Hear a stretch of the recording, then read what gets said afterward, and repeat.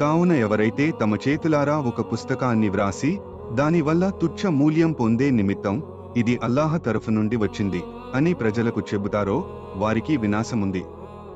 వారి చేతులు వ్రాసినందుకు వారికి వినాశముంది మరియు వారు సంపాదించిన దానికి కూడా వారికి వినాశముంది. మరియు వారు యూదులు అంటారు, మాకు నరకాగ్ని శిక్షపడినా అది కొన్ని రోజుల కొరకు మాత్రమే. ఓ ముహమ్మద్, నీవు వారినడుగు, ఏమీ మీరు అల్లాహ్ నుండి వాగ్దానం పొందారా? ఎందుకంటే అల్లాహ్ తన వాగ్దానాన్ని ఎన్నడూ భంగం చేయడు.